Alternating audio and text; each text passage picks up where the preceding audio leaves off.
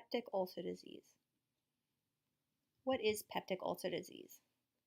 Peptic ulcer disease is a break in the lining of the stomach, duodenum, or lower esophagus that forms a painful sore called an ulcer. The pain caused by these ulcers is reported as a burning or dull sensation in the upper abdomen. Patients also report frequent belching, vomiting, poor appetite, and weight loss. If left untreated, it can lead to internal bleeding, bowel perforation, and even blockage of the stomach. What causes peptic ulcer disease? Peptic ulcer disease is caused by a number of different factors. The two most prevalent causes are a strain of bacteria known as Helicobacter pylori and the overuse of non-steroidal anti-inflammatory drugs, or NSAIDs. PUD can also be caused by other factors such as liver cirrhosis, tobacco smoking, Crohn's disease, and many others. Epidemiology. The approximate risk of developing peptic ulcer disease over the course of a lifetime is 10%. The mortality rate from peptic ulcer disease is approximately 1 death per 100,000 cases. In 2015, there were 87.4 million reported cases of peptic ulcer disease worldwide. Treating peptic ulcer disease. The most common treatment is to reduce the acid in the stomach causing these ulcers by incorporating H2 antagonists and proton pump inhibitors. If the Helicobacter pylori is the cause of the ulcers, a combination of antibiotics, such as amoxicillin and tetracycline, combined with a proton pump inhibitor, is used. If the peptic ulcer becomes perforated, it is a serious condition and must be surgically intervened immediately. There are 5 drug classes used to treat peptic ulcer disease. The first are antibiotic medications that kill H. pylori. Examples are amoxicillin and clarithromycin. Second are medications that block acid production and promote healing. These are called proton pump inhibitors. 2 examples are Prilosec and Prevacid. Third are medications to reduce acid production. These are histamine H2 blockers. Fourth are antacids that neutralize stomach acid. And fifth are medications that protect the lining of your stomach and small intestines, such as cytoprotective agents such as Carafate and Cytotec. The first drug class we'll discuss are proton pump inhibitors. These block the enzyme responsible for secreting hydrochloric acid in the stomach. These medications bind irreversibly the hydrogen potassium ATPase, an enzyme that acts as a pump to release hydrochloric acid. Proton pump inhibitors are the drug of choice for short-term therapy of peptic ulcer disease. The typical length of therapy is 4 weeks, and it may take several days before the patient feels relief. The beneficial effects of the drug continue for 3 to 5 days after the drugs have been stopped. The proton pump is activated by food intake, so it is recommended that this medication be taken 20 to 30 minutes before the first major meal of the day. All proton pump inhibitors have similar efficacy and adverse effects. The most commonly reported side effects are headache, abdominal pain, diarrhea, nausea, and vomiting. Long-term therapy increases the risk for osteoporosis-related fractures. The proton pump inhibitor that we highlight is lansoprazole, or Prevacid, which is indicated for peptic ulcer disease. This drug is a proton pump inhibitor. It is converted to sulfonamide metabolite, which then binds to the hydrogen potassium ATPase enzyme, inhibiting the enzyme's ability to pump gastric acid into the GI mucosa. The dosage is 15 milligrams orally, daily, 30 minutes before eating the first meal of the day, for up to 4 months. It has a half-life of less than 2 hours. 97% of the drug is bound to plasma protein. It is metabolized by the liver and secreted through the bile. The adverse side effects noted are constipation, diarrhea, abdominal pain, nausea, and headache. The second drug class we'll discuss are histamine H2 receptor antagonists. Histamine has two types of receptors. The H1 receptor produces the classic symptoms of inflammation and allergy. The second receptor is responsible for increasing acid secretion in the stomach. All H2 receptor antagonists are available over the counter for short-term treatment, 2 weeks, of GERD. The adverse effects are all minor. Patients who are taking high doses or those with renal or hepatic disease may experience confusion, restlessness, hallucinations, or depression. Antacids should not be taken at the same time because this will lessen the effect of absorption of the H2 receptor. The H2 receptor antagonist that we highlight here is famotidine or Pepcid. This is indicated for gastrointestinal disorders, including duodenal ulcers. The H2 antagonist reduces gastric acid secretions by inhibiting histamine from binding to H2 receptors of gastric parietal cells. The dosage is 40 milligrams daily before bed until ulcer is healed, around 4 to 8 weeks. The half-life is 2.5 to 3.5 hours. 15 to 20% of the drug binds to plasma protein. There is minimal first-pass metabolism. 30 to 35% is metabolized hepatically, and the rest is secreted through the urine. The adverse effects noted are headache, dizziness, constipation, and diarrhea. The third drug class we will discuss are antacids. Antacids are alkaline inorganic compounds of aluminum, magnesium, sodium, or calcium that have been used to neutralize stomach acid. They provide temporary relief with a duration of only 2 hours. The short duration means they must be taken often during the day. They do not promote healing of ulcers. They are available over the counter as chewable tablets or as liquid formulations. Self-medications with antacids is safe when taken in doses directed on the labels. Antacids contain calcium, which can cause constipation and may cause or aggravate kidney stones. One adverse side effect might be milk alkali syndrome, which is caused by administering calcium carbonate antacids with milk or any items with vitamin D. The early symptoms of milk alkali syndrome are headache, urinary frequency, anorexia, nausea, and fatigue, and may result in permanent renal damage if untreated.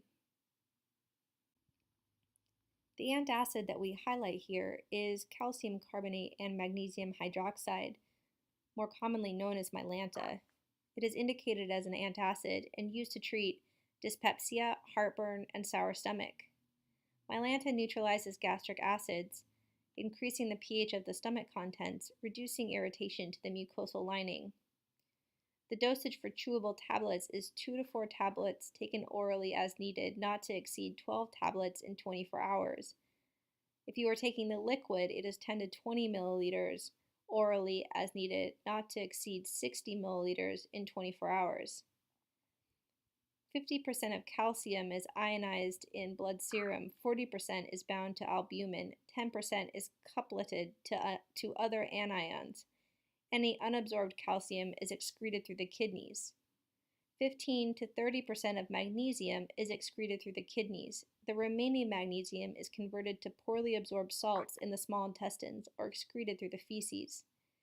Adverse side effects of Mylanta include gastric hypersecretion, acid rebound, flatulence, constipation, gastric distension, eructation, hypercalcemia, renal calci, fecal impaction, and metabolic alkalosis.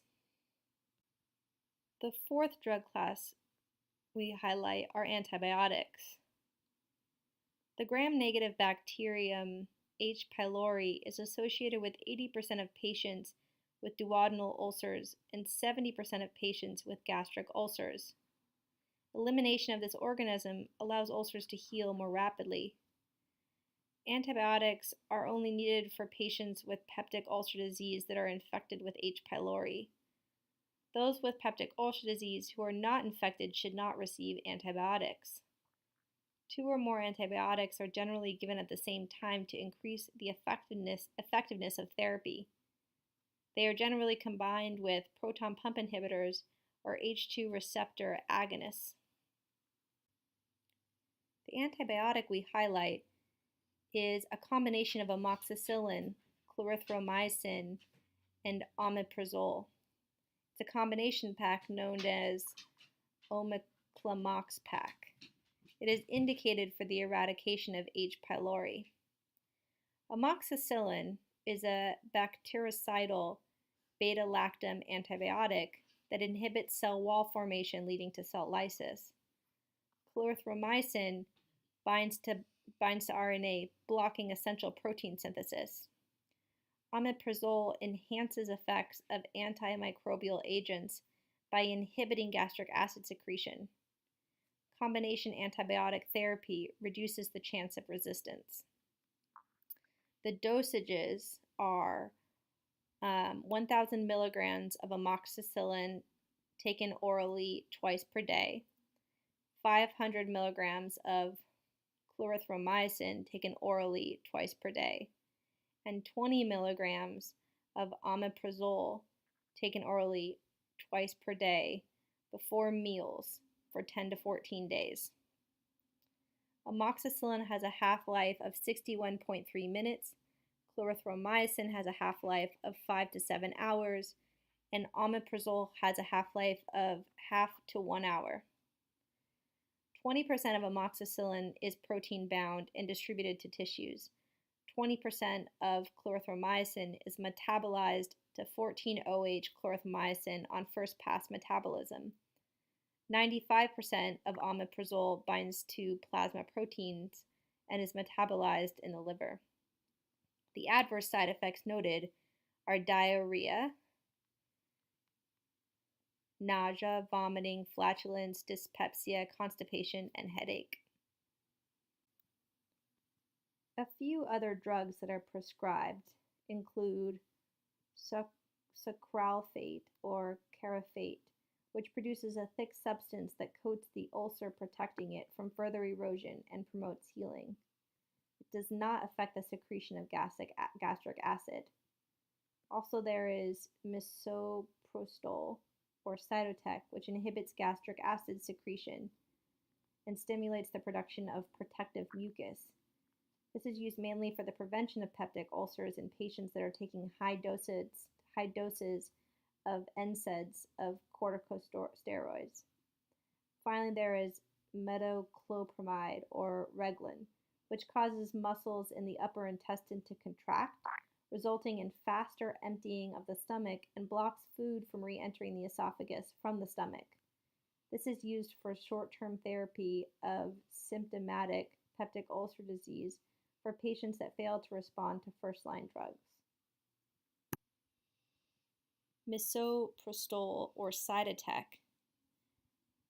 has a secondary use as the treatment of duodenal ulcers, although it is less effective than H2 antagonists. Cytotec binds to parietal cells, inhibiting basal and nocturnal gastric acid secretions. It is to be taken in dosages of 100 to 200 milligrams orally 4 times per day at meals for 4 to 8 weeks or until the ulcer heals.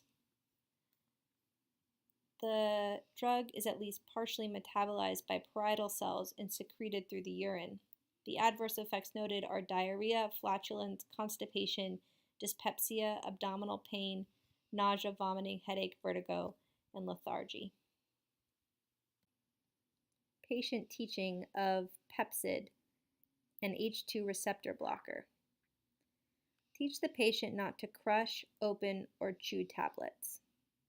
Encourage a healthy lifestyle, including a low-fat diet, increased exercise, and elimination of alcohol and smoking. Teach the patient that severe abdominal pain or bloody stools should be reported immediately. Ensure patient safety, especially in older adults. Because of the risk for dizziness and drowsiness from H2 receptor blockers, instruct patient to call for assistance in getting out of bed or attempting to walk alone. Teach the patient the symptoms of a respiratory tract infection and instruct them to call their provider with lung congestion or dyspnea with fever. Teach the patient about diarrhea. An increase in frequency or diarrhea containing mucus, blood, or pus should be reported. Instruct the patient to consult with their healthcare provider before taking any anti-diarrheal because they may cause retention of bacteria. Teach the patient to increase consumption of dairy containing live cultures like yogurt to help restore normal intestinal flora. Teach the patient to consult with their provider before taking any other drugs concurrently because H2 receptor blockers may impair the absorption or effect of other drugs. Instruct the patient that H2 receptor blockers can be taken at any time during the day, but are not to be taken with antacids.